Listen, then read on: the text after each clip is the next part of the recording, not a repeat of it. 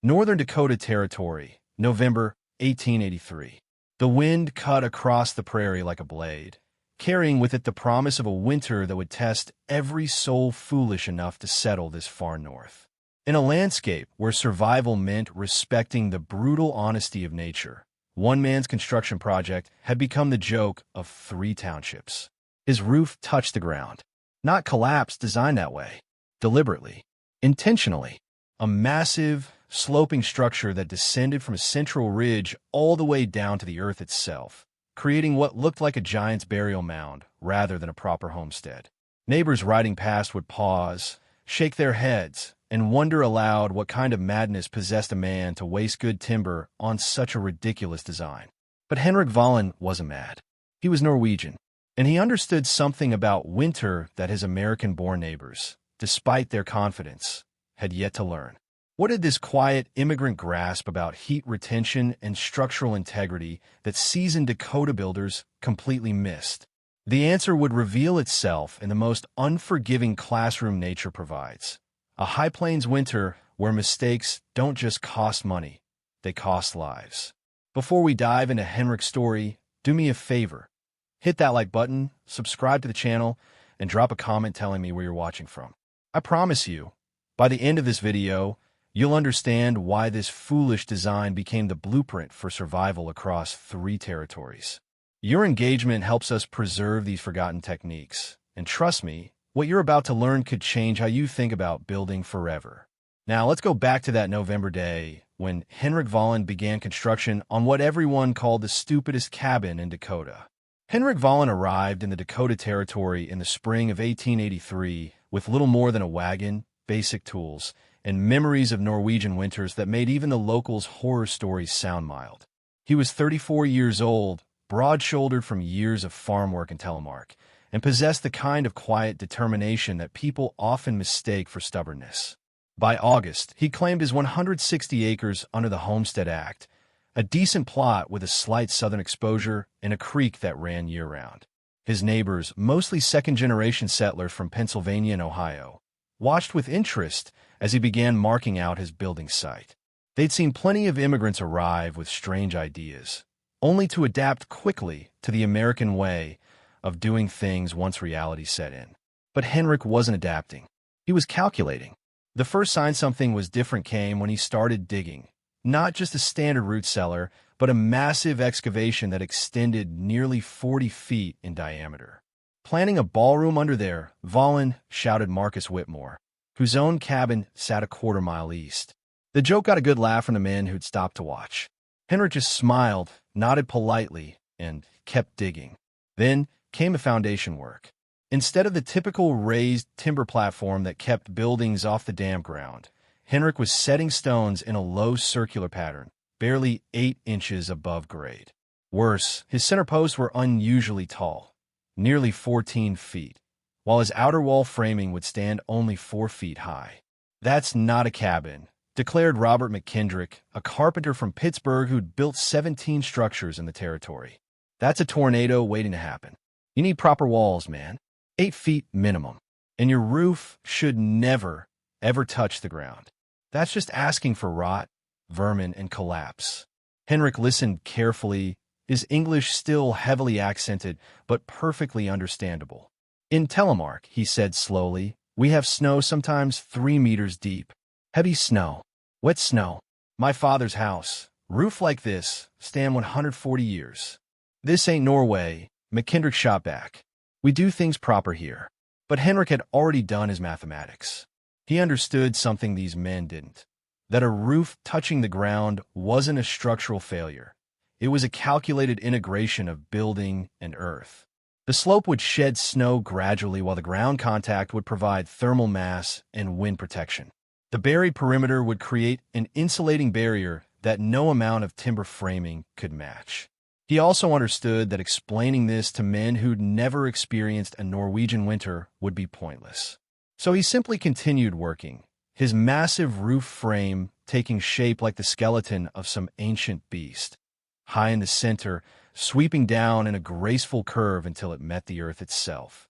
By October, the structure was undeniable. a central living space with walls rising 8 feet to a ridge beam, then a massive roof sweeping down at a 45-degree angle, extending another 12 feet outward before touching the ground.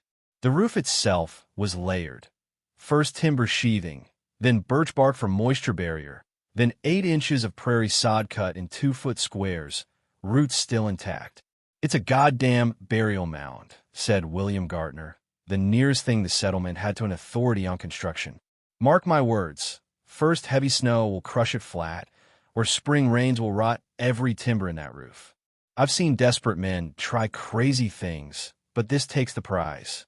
The criticism followed a pattern Henrik recognized from the old country. The assumption that different meant wrong, that traditional meant primitive, that confidence in local methods equaled universal truth. These were good men, mostly, hard workers, but they'd mistaken familiarity for expertise. What they couldn't see, what wouldn't become obvious until winter arrived with its terrible proof, was that Henrik's design wasn't primitive at all. It was sophisticated thermal engineering disguised as simplicity, developed over centuries in a climate that made Dakota winters look merciful by comparison. The roof that touched the ground wasn't a mistake. It was a survival machine, and its first real test was already forming in the Arctic air masses gathering far to the north. To understand why Henrik's neighbors were so wrong, you need to understand what they were right about, and why their reasoning, though logical for Pennsylvania, failed completely in Dakota. Traditional American frontier cabins of the 1880s followed a proven design. Raised timber platform, log or frame walls 8 to 10 feet high, steep roof with significant overhang, stone chimney on one end. This design worked beautifully in regions with moderate winters and variable precipitation. The raised floor prevented moisture damage. High walls provided interior space and wall-mounted storage. Steep roofs shed rain and moderate snow, and overhangs protected walls from weather. But this design had a fatal flaw in extreme cold, massive heat loss.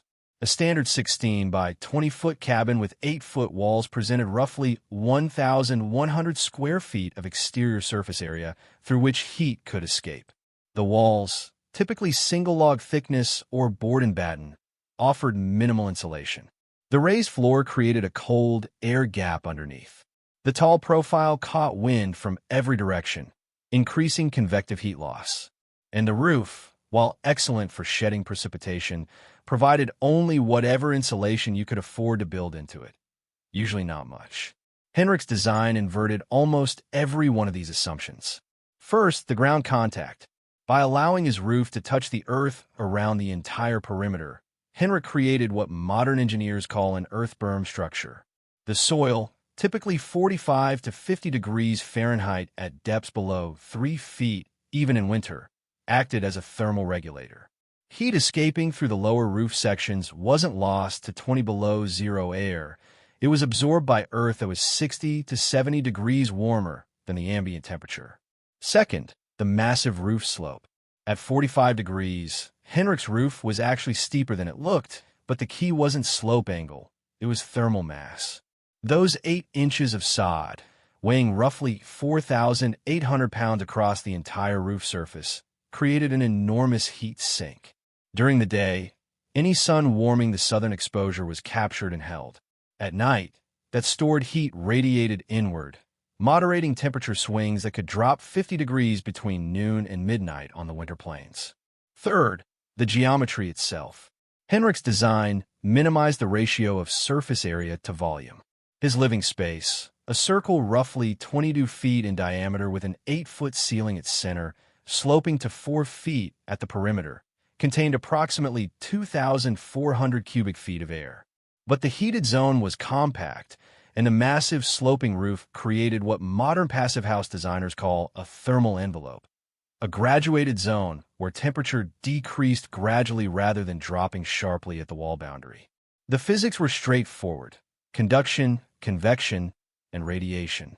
Conduction through the sod roof was slow. Soil is a poor conductor compared to wood or stone. Heat didn't race through those 8 inches of earth. It crept, taking hours to traverse what thin board sheathing would surrender in minutes. Convection was limited by design. The compact interior meant less air volume to heat. The earth-bermed perimeter eliminated drafts at floor level. The central peak created natural stratification, warmest air at the top, where Henrik positioned his sleeping loft, moderate temperatures in the main living space, cooler but still above freezing air in the outer zones where he stored food and tools. Radiation was maximized. A central firebox with a short, wide chimney meant radiant heat wasn't lost up a tall flue. The mass of the structure itself, timber frame, stone hearth, sod roof, absorbed heat during active burning and released it slowly over hours, preventing the wild temperature swings typical of thin-walled cabins. But the most brilliant aspect of Henrik's design was something his neighbors couldn't see at all. The snow load they feared would be his greatest ally. On a traditional steep roof, snow slides off or must be manually cleared. But Henrik's roof, with its gradual slope and sod surface, was designed to hold snow. A 2-foot snow layer, which his neighbors dreaded, would add another massive insulation blanket with an R value around 8 to 12 depending on snow density. The structure wouldn't be fighting winter. It would be using winter's own materials to insulate itself. Robert McKendrick had declared the design wasteful. He was counting board feet of lumber and pounds of sod without calculating heat retention hours or fuel consumption rates. His own cabin, tight and well-built by conventional standards, would require roughly 8 to 12 cords of wood to heat through a Dakota winter, with interior temperatures swinging from 75 degrees Fahrenheit near the stove to 45 degrees Fahrenheit in the sleeping corner on bitter nights. Henrik's mathematics, learned from generations of Norwegian builders who'd refined these techniques through centuries of trial, error, and bitter experience, suggested something different.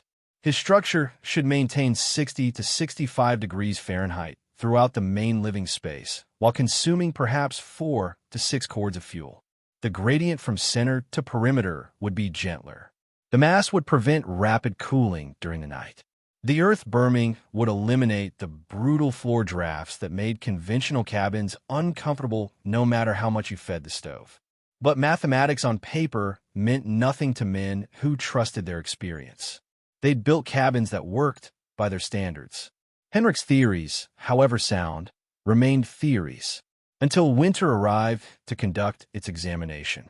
And that winter, as it turned out, would be the harshest examiner in living memory. January 11th, 1884. The barometer had been falling for 3 days, and even the optimists among the Dakota settlers were nervous. Old-timers recognized the signs.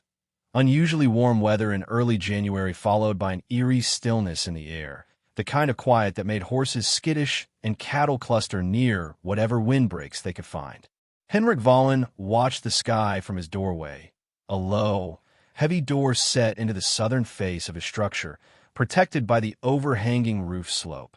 He'd completed his cabin in early December, moved in his few possessions, and spent the past month settling into the space's rhythm. The interior was proving everything he'd calculated. Warm near the central hearth, comfortable throughout the main living area, cool but frost-free in the outer zones. He'd burned through perhaps half a cord of wood so far, keeping a modest fire going most hours and letting it die to coals overnight. His neighbors, he knew, were already burning through their winter stores at alarming rates. The December cold had been persistent, and conventional cabins required constant feeding to maintain livable temperatures.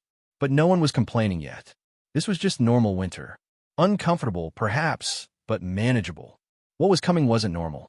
January 12th, 3:47 a.m. The temperature began its dive. By dawn, it had dropped to 12 below 0 Fahrenheit. By noon, 18 below. By sunset, 26 below, with wind gusts reaching 40 miles per hour, a combination that pushed the effective temperature into territory most of the settlers had never experienced. This wasn't just cold. This was the kind of cold that made exposed skin freeze in under 2 minutes, that turned poorly insulated cabins into death traps, that killed livestock in their shelters and cracked green timber like rifle shots. Marcus Whitmore's cabin, a quarter-mile from Henrik's, became a desperate battlefield. He and his wife, Sarah, fed their stove continuously. Every 20 minutes, another split log, and still the interior temperature hovered around 48 degrees Fahrenheit in the main room, dropping to near freezing in the sleeping corner. They moved their bed next to the stove, hung blankets to create a smaller insulated space, wore every piece of clothing they owned.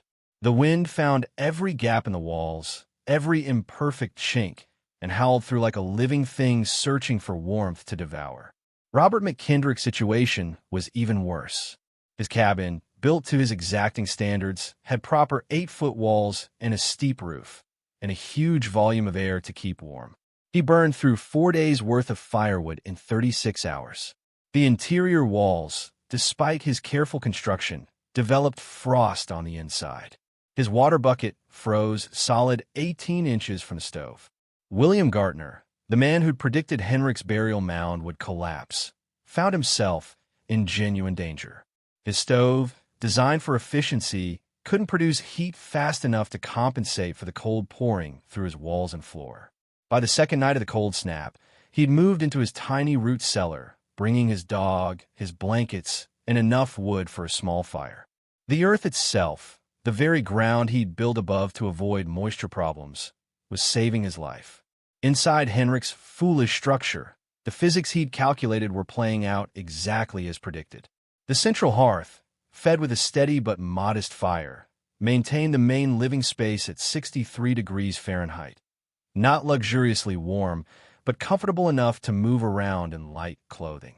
The sleeping loft, rising into the peak where warm air naturally collected, stayed at 68 degrees Fahrenheit. Even the outer zones, where the roof curved down to meet the earth, remained at 48 to 50 degrees Fahrenheit. Cold, certainly, but well above freezing and perfectly suitable for food storage. More remarkably, Henrik wasn't burning excessive fuel.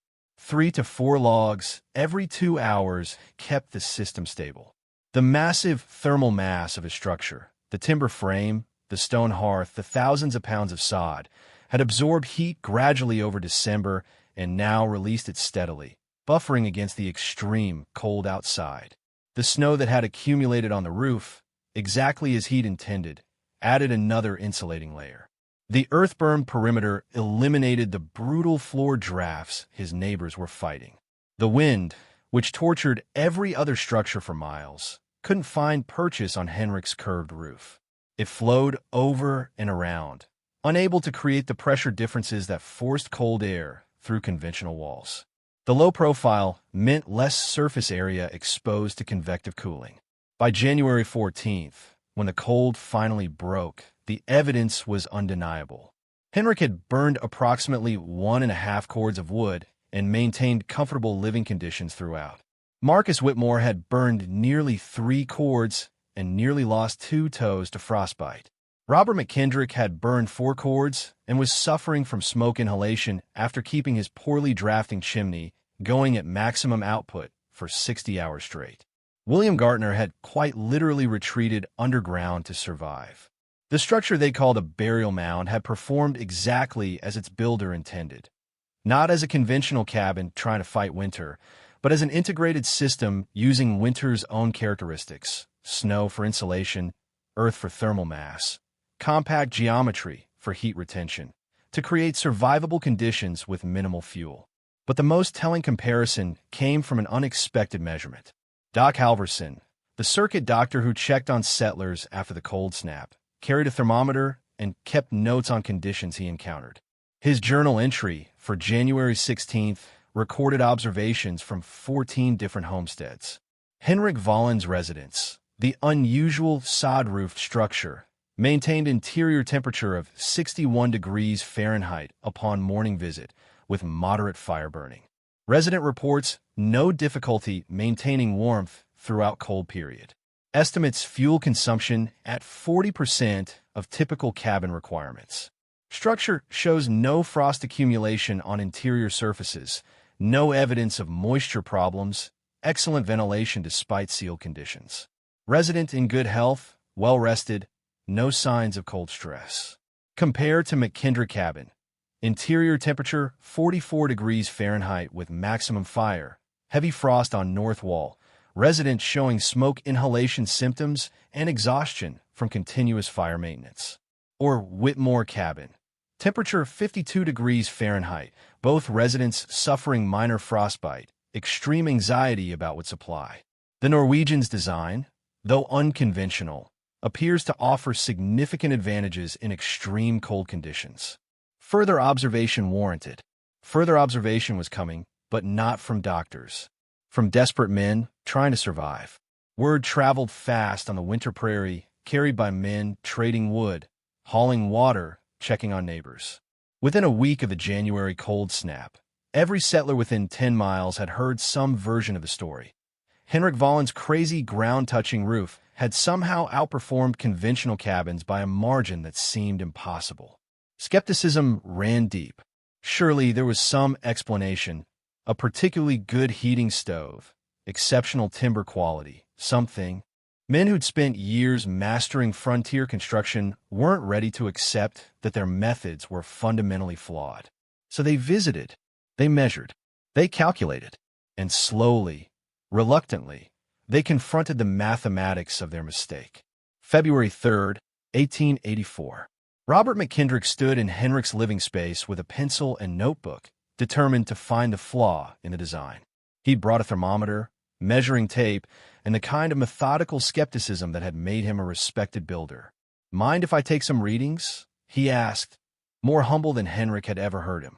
"Please," Henrik replied, gesturing around the space.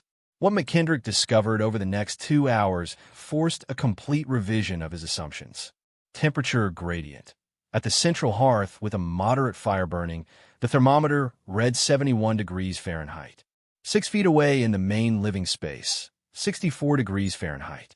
At the sleeping loft, 10 feet up and 8 feet from the hearth, 69 degrees Fahrenheit. In the outer storage zone where the roof sloped to 4 feet high, 52 degrees Fahrenheit. Most remarkably, at floor level in the center of the room, 61 degrees Fahrenheit, only 3 degrees cooler than chest height. In McKendrick's own cabin, the gradient was brutal.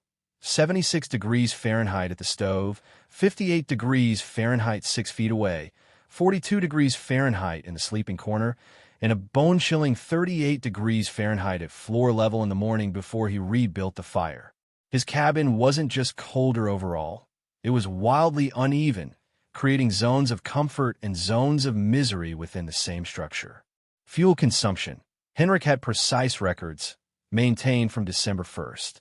By February 3rd, he'd burned 2.3 cords of mixed hardwood, maintaining continuous occupation and comfortable temperatures. McKendrick, over the same period, had burned 5.1 cords, more than twice as much for inferior results. At current rates, Henrik would finish winter having consumed approximately 4.5 cords. McKendrick was projecting nearly 11 cords. The difference wasn't marginal, it was existential. Wood supply wasn't infinite, and hauling it across winter prairie was backbreaking, dangerous work. Henrik's design wasn't just more comfortable, it was more survivable. Structural performance. McKendrick examined the roof carefully, expecting to find stress cracks, sagging, moisture damage, something to justify his original warnings. Instead, he found a structure performing exactly as loaded. The sod layer showed no signs of sliding or separation. The timber frame, though supporting enormous weight, showed no deflection. The snow accumulation on the roof, currently about 18 inches, was adding insulation without compromising integrity. Most impressively, there was zero interior frost accumulation. In every conventional cabin McKendrick knew, the warmest air condensed on the coldest surfaces, typically north walls and corners, creating frost that melted during the day, potentially causing rot.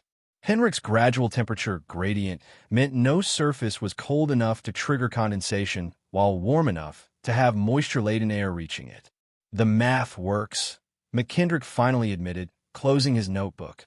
"I thought you were building a root cellar someone could stand up in. But this is something else entirely. This is thermal engineering." "My grandfather would laugh at that term," Henrik replied. "He would just call it common sense. Use what works. Earth is warmer than air in winter. Mass holds heat. Compact spaces need less warming. These are not secrets, just forgotten." By late February, Other settlers were collecting their own data, and the picture remained consistent.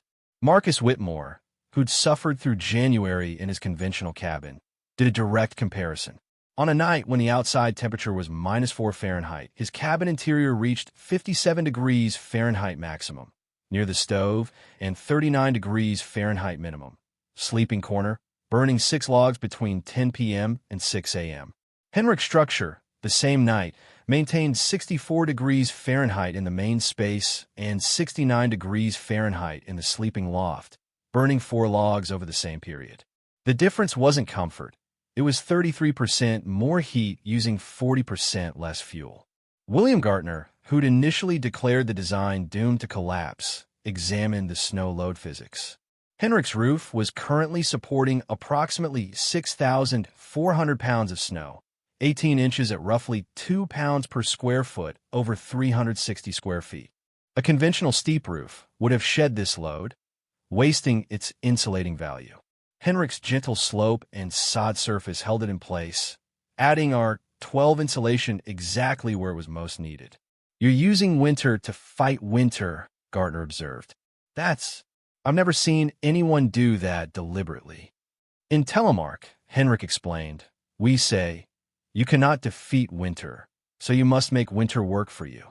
The snow wants to insulate, let it. The earth wants to warm, let it. The air wants to rise, let it, and sleep where it goes." The most compelling evidence came from Doc Halverson's informal health survey. By March, he noted a clear pattern. Settlers in conventional cabins were showing higher rates of respiratory problems, from smoke and indoor air quality issues, cold-related stress, exhaustion from fire maintenance, and even mild malnutrition from reduced ability to prepare food in uncomfortable living spaces. Henrik, in contrast, was thriving. His cabin's steady temperatures and excellent air quality meant he could cook properly, sleep well, and maintain routines that were impossible in spaces swinging 40 degrees between day and night. The numbers didn't lie. The physics didn't care about tradition or pride or what proper construction looked like. Henrik's ground-touching roof, built on principles developed over centuries in one of Earth's harshest climates, had proven definitively superior in every measurable way. The question now wasn't whether the design worked. The question was whether anyone had the humility to adopt it. Spring came late to Dakota in 1884, and when it finally arrived, it brought more than melting snow. It brought a quiet revolution in how men thought about shelter.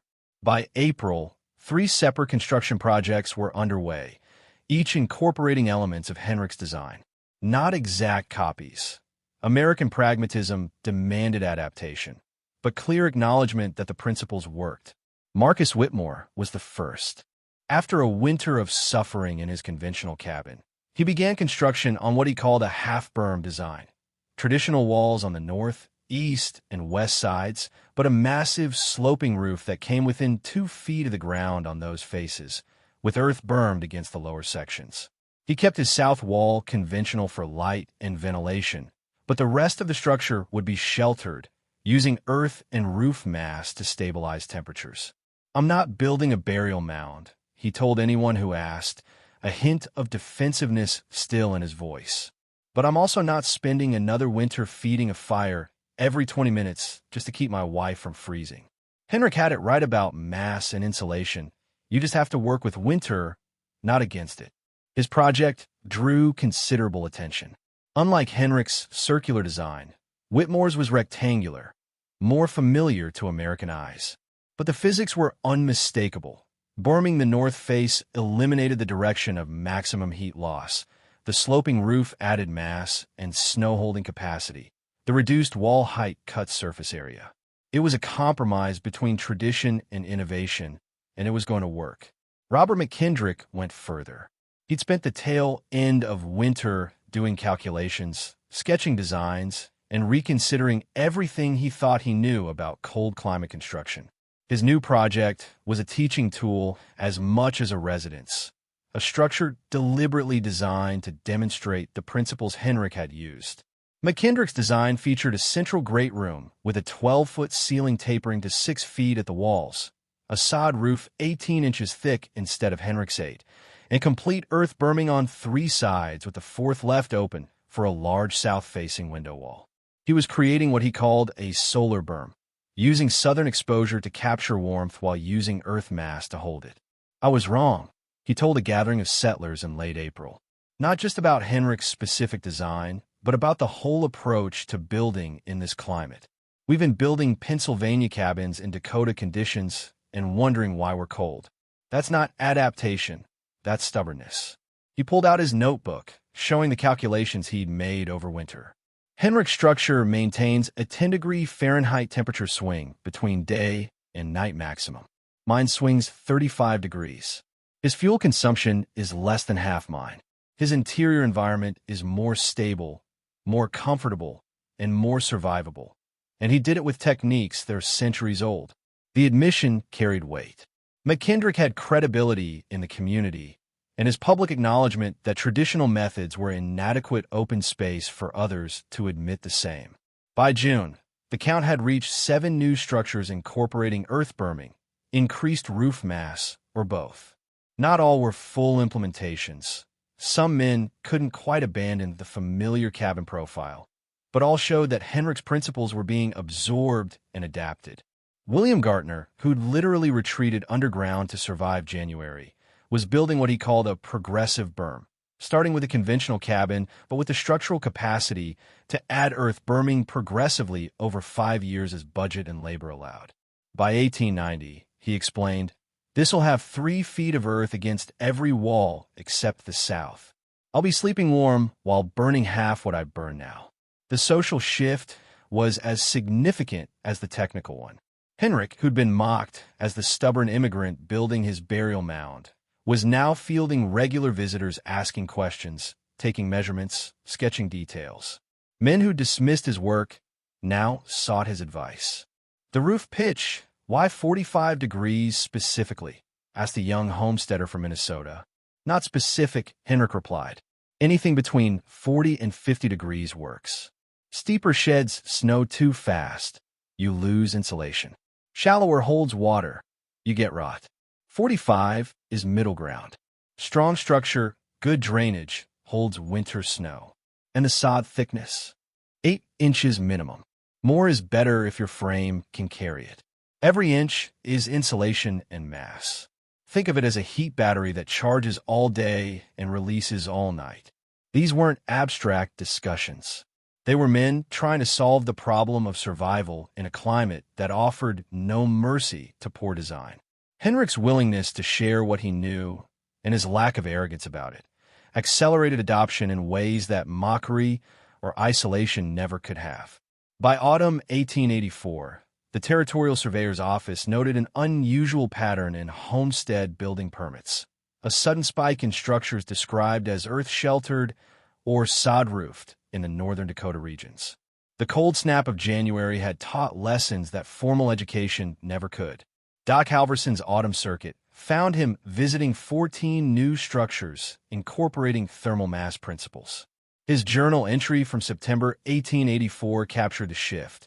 The winter of 83 to 84 proved a harsh but effective teacher. Settlers who mocked Vollen's design in November were adopting his principles by April. The resulting structures vary considerably in execution, but the common thread is undeniable. Recognition that traditional building methods, however successful elsewhere, require adaptation to local conditions. The stubborn Norwegian who was thought a fool has become an inadvertent educator, and the territory is better for it. The revolution wasn't complete. Many settlers stuck with traditional designs, either from limited resources, attachment to familiar methods, or simple reluctance to admit error. But the seed was planted. The idea that ancient techniques might be sophisticated rather than primitive, that thermal mass and earth berming weren't signs of poverty but strategic advantages, that you could use winter to fight winter. These concepts were loose in the community, spreading like the prairie wind itself. And Henrik Vollen, who'd simply wanted to build a warm house using the methods his grandfather had taught him, found himself in the unlikely role of pioneer, not of new techniques, but of old wisdom rediscovered. Dakota Territory, November 1885. 2 years after Henrik Vollen began construction on his foolish ground-touching roof, the landscape of frontier building had fundamentally changed. What started as one man's quiet determination to build the way his ancestors had taught him became a case study in the cost of dismissing traditional knowledge as primitive. The numbers told a story that pride and convention had tried to suppress. By the autumn of 1885, 17 homesteads within a 50-mile radius had incorporated earth berming, increased roof mass, or both into their construction. Some were full implementations of Henrik's circular design. Others were hybrid approaches, American rectangular cabins with Norwegian thermal principles. But all shared a common thread: the recognition that survival in extreme climates required humility about what proper construction meant. The winter of 1884 to 85, while not as brutally cold as the previous year, provided additional validation. Average fuel consumption in earth-berm structures ran 42 to 58% lower than conventional cabins. Interior temperature stability improved dramatically. Structures with significant thermal mass showed temperature swings of only 8 to 12 degrees Fahrenheit over 24 hours, compared to 30 to 45 degrees in traditional cabins. Health outcomes improved as well, with Doc Halverson noting fewer respiratory issues, less cold-related stress, and better overall living conditions in the thermally stable environments. But the most profound shift wasn't in the buildings themselves. It was in how people thought about knowledge. Robert McKendrick, who'd spent his first Dakota winter burning through 11 cords of wood and nearly freezing despite his expertise, became an unlikely advocate for reconsidering traditional techniques. His autumn 1885 presentation to new settlers arriving for the spring building season was remarkable not for its technical content, but for its intellectual honesty. "I thought I knew how to build because I'd built successfully in Pennsylvania," he told the gathered homesteaders. "And I didn't know how to build for Pennsylvania. But I mistook regional success for universal truth. When Henrik Vollen started construction on a design I'd never seen, I assumed it was wrong because it was different. That assumption nearly cost me my life." He pulled out his now-famous comparison charts. Temperature curves, fuel consumption rates, structural performance data collected over 2 winters. "These numbers don't care about my pride, or your traditions, or what we think proper looks like. They care about physics. And the physics say that a Norwegian farmer with an 8th-grade education understood thermal mass, insulation, and heat retention better than I did with 15 years of professional building experience." The admission resonated because it was specific, measurable, and honest. McKendrick wasn't romanticizing the old ways. He was acknowledging that certain old ways had been refined through centuries of trial, error, and survival pressure into something approaching engineering optimality for specific conditions. Henrik himself remained characteristically humble about the attention. When asked how it felt to be vindicated after the mockery he'd endured, he gave an answer that captured something essential about traditional knowledge. "I was never angry at the criticism," he said.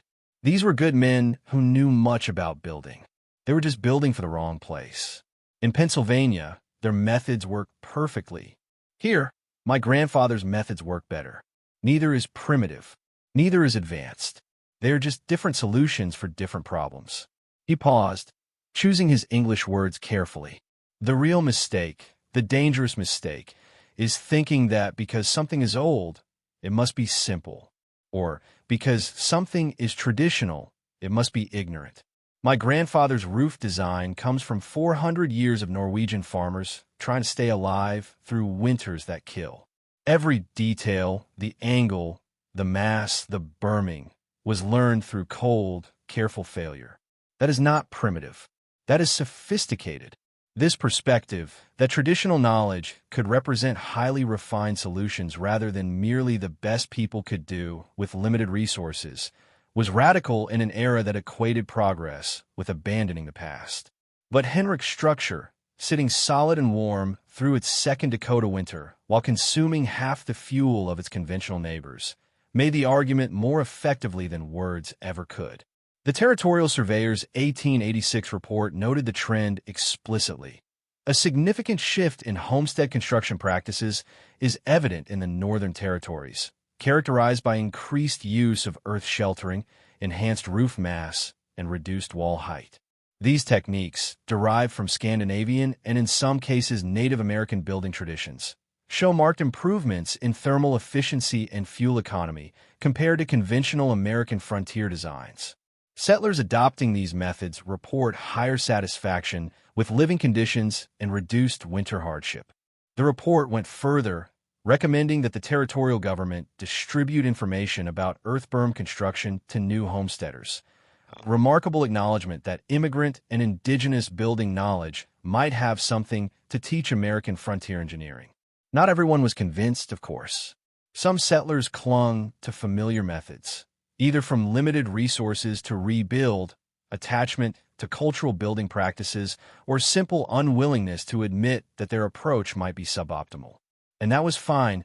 American individualism meant men were free to build as they saw fit, even if that meant burning twice the fuel for half the comfort. But the option now existed. The knowledge was spreading. Men arriving in Dakota Territory with plans to build Pennsylvania cabins were at least hearing about alternative approaches before they committed to designs that would make their first winter miserable. By the time Henrik Vallens sold his homestead in 1889 to move west to Montana, his burial mound had become a landmark. Visitors to the region would ask to see the Norwegian's house, the structure that had sparked a minor revolution in frontier thinking. The cabin itself stood solid, its timbers showing no rot, its sod roof still intact, its interior as stable and comfortable as the day he'd completed it. The structure outlived most of the conventional cabins built around the same time. Many of those had to be abandoned or extensively rebuilt after timber rot, foundation failure, or simply the exhaustion of trying to keep them warm. Henrik's design, working with natural principles rather than fighting them, required minimal maintenance and provided reliable shelter for the next two families who occupied it over the following decades. The lesson extended far beyond one man's cabin in one Dakota winter. It touched on something fundamental about how we evaluate knowledge and expertise. Henrik's neighbors, skilled, experienced builders, had made a classic intellectual error, assuming that unfamiliarity indicated inferiority.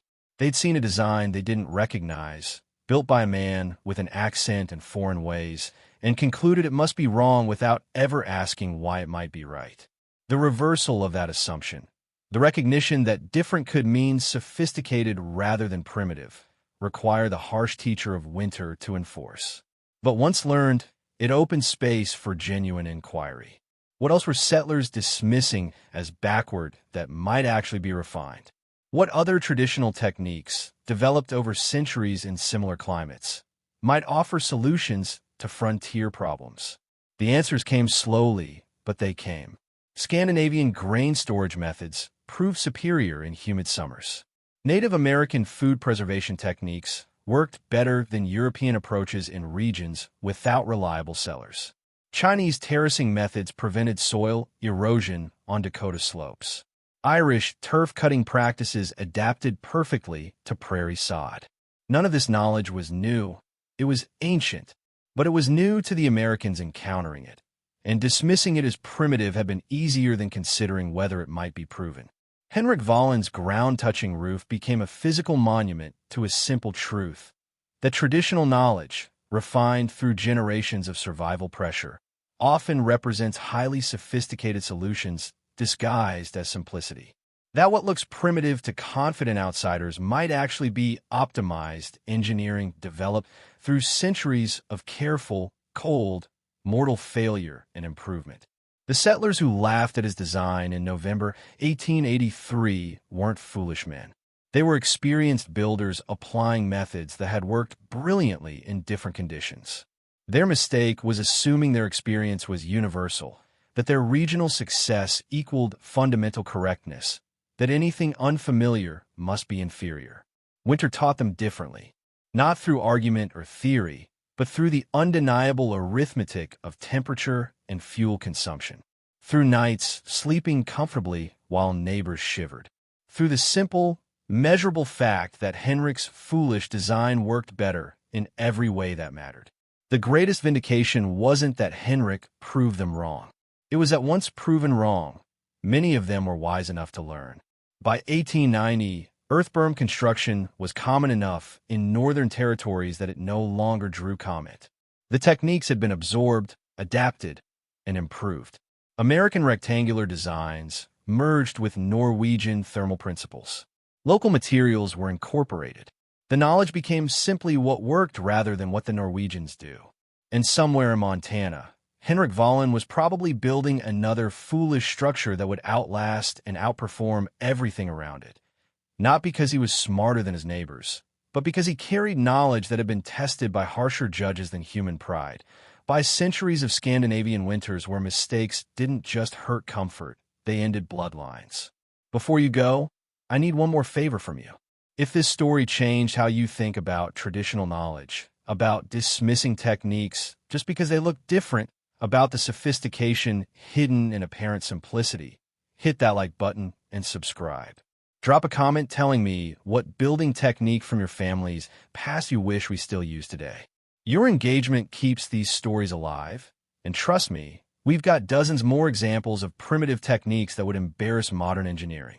The roof that touched the ground proved something our ancestors knew, but we often forget. That survival teaches better than theory, that tradition can be sophisticated engineering in disguise, and that the wisest response to unfamiliar solutions isn't mockery, it's curiosity.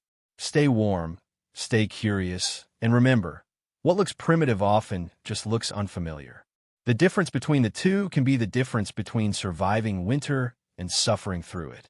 Educational note. This script presents historical building techniques for educational and historical interest. Modern construction should always comply with current building codes, engineering standards, and safety regulations. Consult qualified professionals before attempting any construction project.